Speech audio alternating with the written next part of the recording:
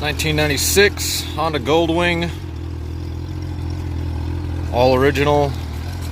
This was my pawpaw's bike that he bought, and it was brand new.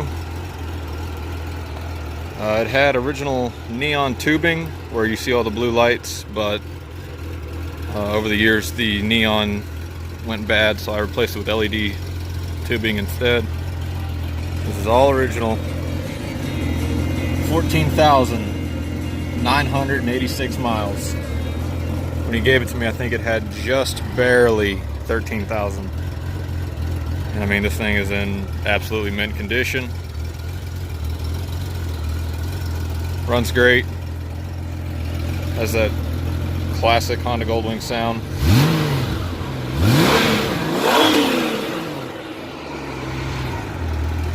I absolutely love this bike. It's got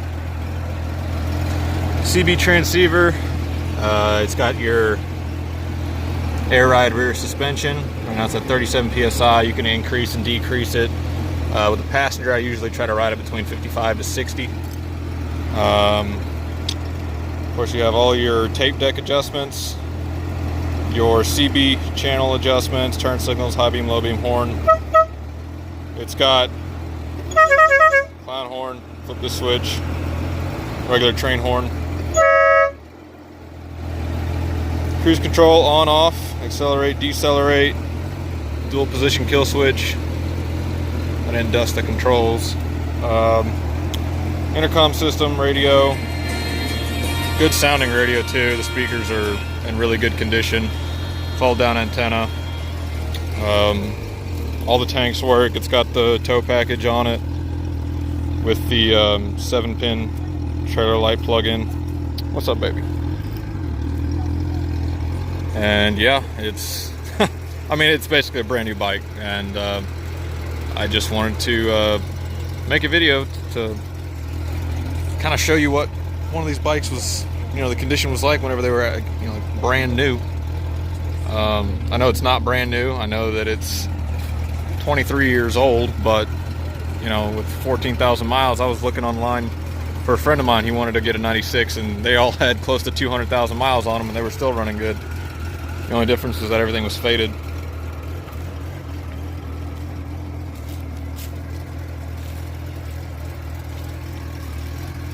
It's on the center stand right now, and it's got the shortened one to where you can use the electric reverse in order to pull it up on the center stand.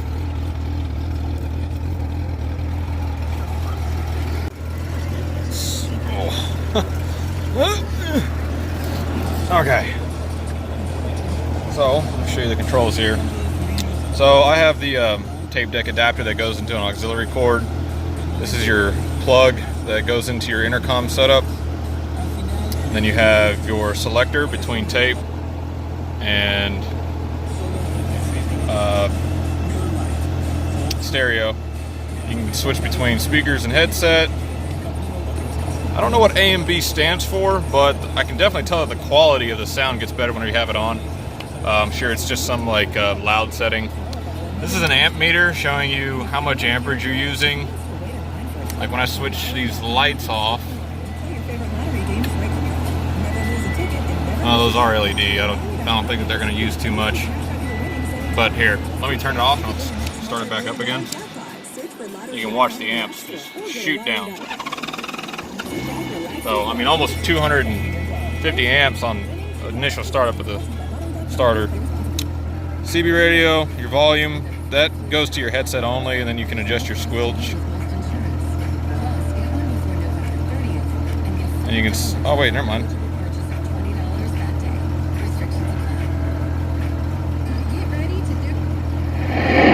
Oh, never mind. Okay, so yeah. So you push this button. Yeah, see, so now it's working through the stereo. But I'll leave it on only headset mode, just because it's really annoying. You have your mute button here. And you can actually adjust your mute volume as to how loud you want it to be when you have it muted, because it doesn't go completely silent. And it will get pretty loud. Since 1898. And then you adjust your presets, which is right here.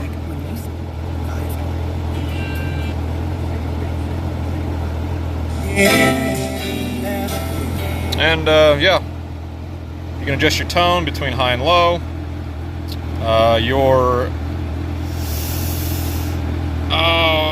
active voice control, that's what that is. That adjusts how loud your microphones are in your headset whenever you're communicating with the passenger behind you. Of course, very typical Honda cruise control settings. You know, you push the thing in, it stays on even after you turn the bike off and turn it back on again. Your cruise control is already still on again. Gets about 125 to 150 miles per tank, depending on your riding style, whether you're in city on the highway. It's got a lock box here, kind of like a locking glove box. I keep an extra cord for the intercom in there. You can switch between hot air and cold air. So hot air makes it come out of the radiator. Cold air, of course, is deflected around the radiator, so you're just getting outside ambient air blowing on you. And you can open and close these pretty easily. The top ones are only ambient air, so in the wintertime, like it is now, leave those closed. And then you have your foot heater, your foot vent, that opens up. I don't know if I can get an angle on this sitting down. I'm trying to see it. Yeah. And what that does